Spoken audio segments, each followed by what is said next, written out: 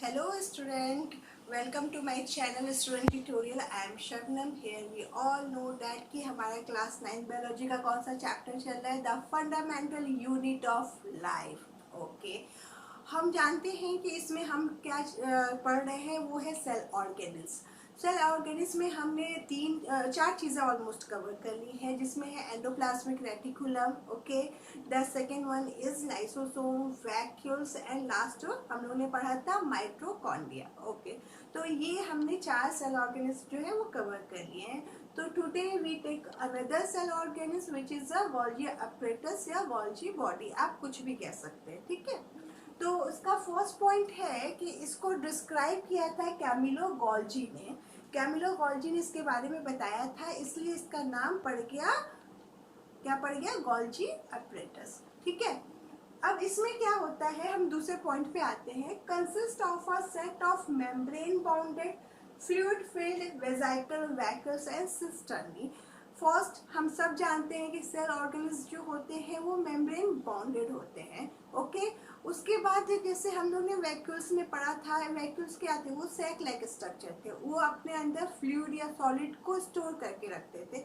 तो यहाँ पे जो हमारा गोल्जी अपरेटस है वो तीन चीज़ों से मिलके बना है, वैक्यूल्स, वेसिकल्स एंड सिस्टर्नी. तीन चीज़ों से मिलके ये हमारा गोल्जी अपरेटस बना हुआ है.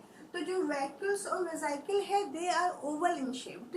ओके, वैक्यूल और वेसिकल जो है इस तरह के ओवल बैग की तरह, ऑब्लॉक बैग की तरह जो होते हैं, डिस्ट्रीब्यूटेड होते हैं. और जो हमारा सिस्टर्नी है दैट इज पैरेलली अरेंज. ये जो पैरेलली अरेंज स्ट्रक्चर है that is a cisternae. Parallel क्या होता है, एक ऐसे है, ऐसे ऐसे ऐसे है, that is a parallel to each other. ये सब जो है, जैसे हम बताएं कि यहाँ पे जैसे इस तरह की चीजें हैं ना, ये क्या है, पैरेलली अरेंज, इसको बोलेंगे पैरेलल अरेंज. ये एक के ऊपर एक इस तरह से अरेंज होती हैं. ठीक है, तो ये सिस्टर्नी इस साइड ऐसे अरेंज है, बाकी वैक्यूल्स वेसिकल जो हो राउंड राउंड स्ट्रक्चर है, जो उनके अंदर फ्लूइड जो है वो फील्ड है. ठीक है, इतना समझ में आ गया कि तीन स्ट्रक्चर से मिलकर गोल्जी अपरेटस बना हुआ है, vesicle, vacuoles and cisternae. Camillo Golgi ने इसको डिस्क्राइब किया था. ये मेम्ब्रेन बाउंडेड है. ठीक है, इतना समझ में आ गया. Now come to the another. Cisternae arrange in a parallel way. ठीक है, एक के बाद एक पर एक अरेंज होती है, ये भी हमने पॉइंट क्लियर कर लिया. Now come to the another point, cisternae form stacked called cistern. Cistern क्या होता है कि ये सिस्टर्नी जो होती है, जो इस तरह से अरेंज करके रखे हुए हैं एक दूसरे के ऊपर, इसको हम सिस्टर्न कहते हैं. ये पूरे अरेंजमेंट को, जैसे इस तरह की अरेंजमेंट है, इस तरह की अरेंजमेंट है, दैट इज कॉल्ड सिस्टर्न. इसको हम क्या बोलेंगे, सिस्टर्न बोलेंगे. ठीक है, okay. An extensive network near the nucleus in the animal cell. तो क्या होता है, गोल्जी अपरेटस जो होता है वो एनिमल सेल्स में एक एक्सटेंसिव न्यूक्लियस यानी ढेर सारे नेटवर्क की तरह न्यूक्लियस के पास अरेंज होता है. मैंने ये जो डायग्राम बनाया है, इनफैक्ट ये एनिमल सेल का ही है. ये हमारा न्यूक्लियस है और इसके पास ये जो है पूरा एक पैरेलली अरेंज नेटवर्क की तरह स्ट्रक्चर है, वो है हमारा गोल्जी अपरेटस. ये सारा गोल्जी अपरेटस जो है न्यूक्लियस के पास एक एक्सटेंसिव नेटवर्क की तरह अरेंज है. ठीक है, बट प्लांट सेल में ऐसा नहीं होता है. प्लांट सेल में they are clearly distributed as a subunit. वो पूरी तरह से सब यूनिट की फॉर्म में डिस्ट्रीब्यूटेड होते हैं सेल के अंदर. That is called dictyosome. That is called dictyosome. तो यहाँ पे हमने क्या देखा, आपने ये चीज़ चेक किया कि हमने यहाँ पे एक डिफरेंस देख लिया सेल, प्लांट सेल में और एनिमल सेल में. हमने पहले भी एक दो डिफरेंस देखा हुआ है. ठीक है, जैसे सेल वॉल का हमने डिफरेंस देखा था ना, कि प्लांट सेल में सेल वॉल प्रेजेंट होती है बट एनिमल सेल में नहीं होती. तो यहाँ पे हमको और डिफरेंस मिल गया कि जो गोल्जी अपरेटस होते हैं वो नेटवर्क की तरफ न्यूक्लियस के पास में अरेंज होते हैं in animal cell. But plant cell में जो होते हैं वो फ्रीली डिस्ट्रीब्यूटेड होते हैं एज अ सब यूनिट में, उनको हम कहते हैं डिक्टियोसोम. ठीक है, उसके बाद इस जो गोल्जी अपरेटस होता है उसके दो फेसेस होते हैं. एक होता है सिस फेस और दूसरा होता है ट्रांस फेस. सिस फेस जो होता है ये एरिया होता है जो न्यूक्लियस के पास है. ठीक है, जो न्यूक्लियस के पास है that is a cis face, और जो न्यूक्लियस से दूर है वो क्या होगा, ट्रांस फेस होगा. अगर न्यूक्लियस से दूर है तो मतलब वो प्लाज्मा मेम्ब्रेन के साइड में है. इतना तो समझ में आ रहा होगा ना, अगर न्यूक्लियस से दूर है तो वो प्लाज्मा मेम्ब्रेन के साइड में है. न्यूक्लियस के पास वाला सिस फेस और न्यूक्लियस से दूर प्लाज्मा मेम्ब्रेन के पास जो है दैट इज ट्रांस फेस। इतना समझ में हमें आ गया। तो हम एक बार फिर से रिवीजन कर लेते हैं। First, Golgi apparatus is describe by Camillo Golgi. ठीक है, फर्स्ट हो गया।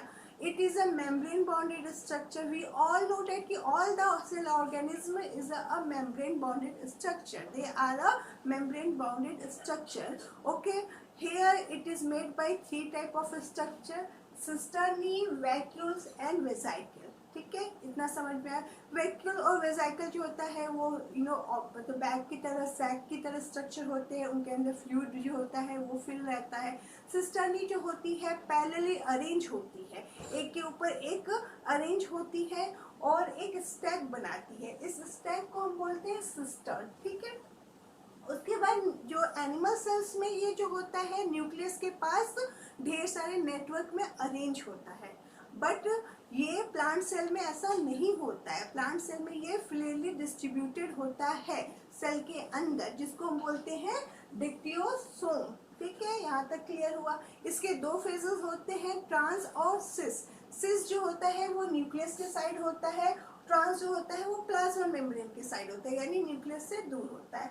इतना पोर्शन समझ में आ गया, क्लियर हो गया। अब हम आते हैं उसके फंक्शन पे कि भाई क्या परफॉर्म करता है ये। इसका फंक्शन होता है कि ये स्टोरेज का काम करता है। क्या होता है कि न्यूक्लियस जो है ना उसके अंदर क्या क्या होता है। न्यूक्लियस के अंदर हमें पता है राइबोसोम्स होता है। एग्जाम्पल मान लेते हैं, तो राइबोसोम जो होता है वो प्रोटीन सिंथेसिस करता है। उसने प्रोटीन का सिंथेसिस कर लिया, उसके बाद उसको उसने न्यूक्लियस से बाहर निकाल दिया। अब ये जो है न्यूक्लियस से बाहर आया, वहाँ पे गोल्जी apparatus का सिस फॉर्म है। सिस फॉर्म ने उसको ले लिया, लेके इसको अपने पास स्टोर किया, उसकी प्रोसेसिंग की, उसको पैकेजिंग की, उसके बाद उसको ट्रांसफॉर्म के थ्रू बाहर निकाल दिया। अब ये बाहर निकल गया और जो इंट्रासेलुलर स्पेसेस है उनमें उनका कोई टारगेट सेट होगा या कोई रिक्वायरमेंट किसी सेल को होगा, वहाँ पे ये चला जाएगा। ठीक है, जो भी इसके अंदर स्टोर हो रही हैं चीज़ें, जो भी न्यूक्लियस से चीज़ें आई हैं सिस फॉर्म में, वो स्टोर हुई, प्रोसेसिंग हुई एंड उनका पैकेजिंग हुआ और वो ट्रांसफॉर्म के थ्रू बाहर निकल के इंट्रासेलुलर स्पेस में गया, जहाँ पे उनकी रिक्वायरमेंट होगी या टारगेट होगा, वहाँ पे वो ट्रांसफर से निकल के चला जाएगा। फर्स्ट फंक्शन क्लियर हो गया। अब we are come to the second function. ये इन्वॉल्व होता है synthesis of cell wall, plasma membrane and lysosome. ये इनके सिंथेसिस में इन्वॉल्व होता है। ठीक है, किसमें cell wall, plasma membrane and lysosome. उसके बाद थर्ड फंक्शन भी है, अगर हम चाहे तो लिख सकते हैं कि ये क्योंकि फ्लूइड फील्ड होता है वेसाइकल, उसका जो वैक्यूल्स होता है, तो वो एंजाइम का सिक्रेशन करता है, एज अ सेक्रेटरी वर्क करता है, जो मतलब वो एंजाइम का सिक्रेशन करता है जहाँ पे भी उसका ज़रूरत होता है। तो ये फंक्शन बहुत इंपॉर्टेंट है कि storage, packaging and processing of any kind of material which is come from the nucleus. First the material come from the nucleus and go into the cis phase. After they are doing the storage, packaging, processing. After that they are come to the transfer and here it is go to the intercellular spaces जहाँ पे उसका target cell है। उसके बाद जो है वो involve होता है synthesis of cell wall, lysosome and plasma membrane. और थर्ड फंक्शन हम ये भी कह सकते हैं कि क्योंकि वो कुछ फील्ड किया रहता है वैक्यूल्स, जो उसका वैक्यूल्स होता है, तो वो एंजाइम फील्ड किया रहता है जो काम आता है जहाँ पे सेल की ज़रूरत होती है। तो आई होप आपको गोल्जी apparatus समझ में आ गया हो। हमने कोशिश की है कि इसको अच्छे से एक्सप्लेन करें और सिंपल वे में आपको प्रेजेंट करें। ठीक है, तो अगर आपको हमारा पढ़ाने का पैटर्न पसंद आ रहा हो तो please like and subscribe our channel. Thank you for watching.